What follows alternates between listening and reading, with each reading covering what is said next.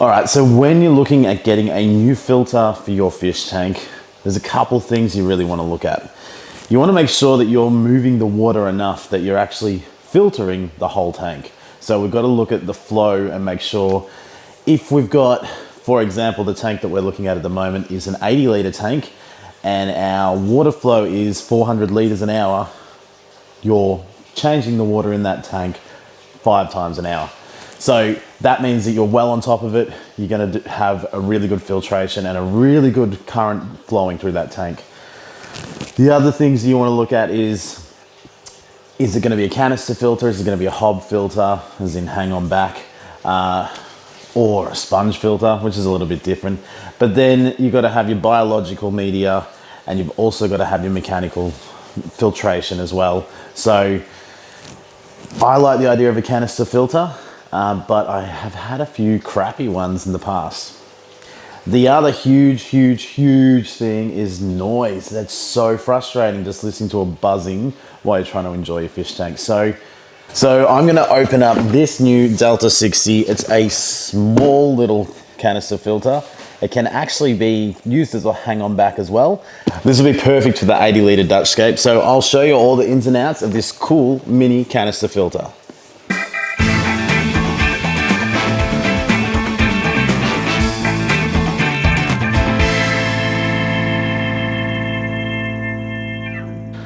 All right, so for 135, the UN Systems Delta 60 aquarium canister filter. Got a lot of stats over here, up to 100 litres. So it'll circulate 300 litres per hour, and it's got a max flow rate of 500 litres per hour. But that would be if you didn't have any media in there. So it's really important to look at the circulation flow rate, because that is going to give you a more accurate representation of what you're after. The tank we're going to be using this one for is the Dutch style 80 litre tank. So for up to 100 litres, I'm going to get almost every 15 minutes will be fully cycled, so that's pretty good. Chamber capacity 2.5 litres, so it's pretty small, which is one of the things I really like about it. So I'll show you that in a second. 3 500ml baskets for your media.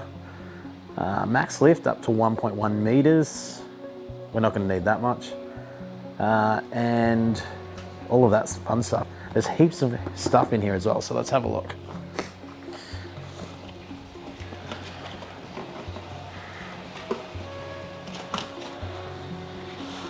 Okay, so our tubes. It's not really 1.1 meters there, but they are, I think it's got it on here. Soft filter hose tubing, 1/2 inch or 12 to 16 mil. So that'll be easy. And this is what I mean. It's not that big. Move the box out of the way. Take that away. That's our filter. So here is 2 ounce or 56 grams of extreme fish food. So you can see it's pretty small, or I have really big hands. All right, so pretty simple design. We've got our outflow and our in, and this just locks. So if it's pointed that way, it's closed, pointed this way, it's open. Go the other way.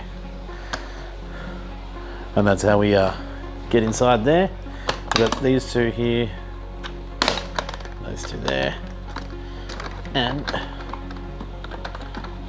they come off like so. So it's a pretty small motor, so we'll see how well it goes, but as I said, it seems to have the right amount of power for the tank we're using. There are 3 baskets. So we have our biological media and our mechanical media. Other way around, biological media and mechanical media. The reason being, this will grab things, so it's more of a mechanical action to try and filter your water out, whereas this will grow your beneficial bacteria, making it a biological media. At least that's the way I understand it. And we're all empty there. Let's put it back together, pretty simple. Although I want to put it this way. this, so in the motor, we want to have that marrying up to that, so it's pulling the water out of the tank, letting it flow through and pushing it back in. All right, so it also comes with this box, which has heaps of fittings. So your sponge is there for your inlet, because these are all just angles to get over the glass and clips. So a lot of stuff in there that you will need. You kind of set up your own system. This is abnormal for a canister filter. These you can clip onto your canister filter like so, and you do both sides. It can hang on the side of your tank or at the back of your tank, so that's a pretty handy extra feature. Now what I'm going to do with this is I'm going to set it up on another tank, because I want to cycle that media and I want to get as much beneficial bacteria into this filter, so when we flood the Dutch Scape, that we can plug this straight on and we'll already have a bacteria colony to help look after it and have a ready cycled tank, so we can add fish as soon as we possibly can.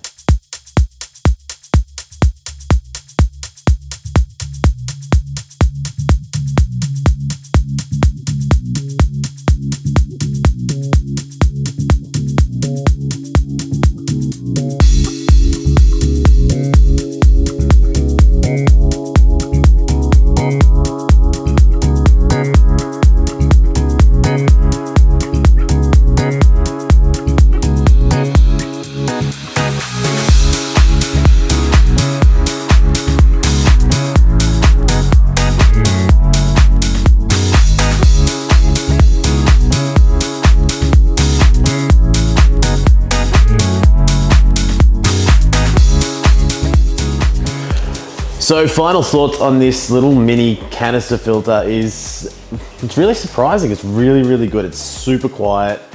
After 6 weeks in a tank with a lot of plants and a lot of duckweed, I was still getting a really good flow rate coming out of the output. Obviously I haven't moved it into the 80 litre tank yet, and it's sitting in like a 40 or 50 litre at the moment, so it's a little bit of overkill, but it hasn't slowed down, hasn't started making weird noises. I've had a few hang on back filters before that seem really great to begin with, but then eventually they just start to rattle and make noise and struggle. The pumps aren't really good enough. So yes, keep in mind I've only had this running for 6 weeks, but the size is another really big bonus for it.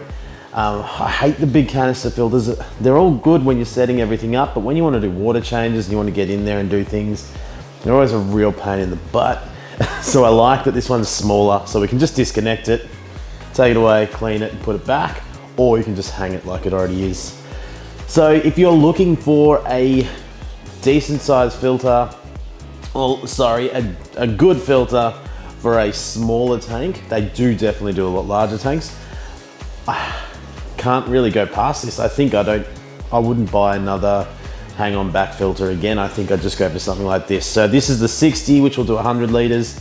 100 litre tank, and then there's the 30 that will do a 60 litre tank. I paid for this in full disclosure.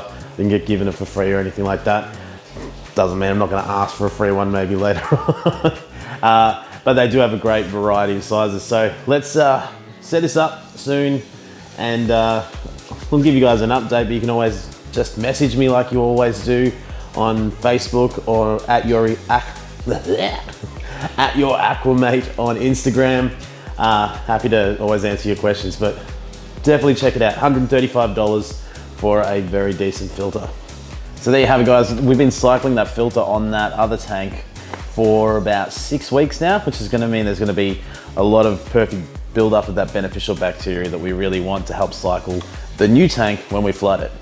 When are we going to flood it?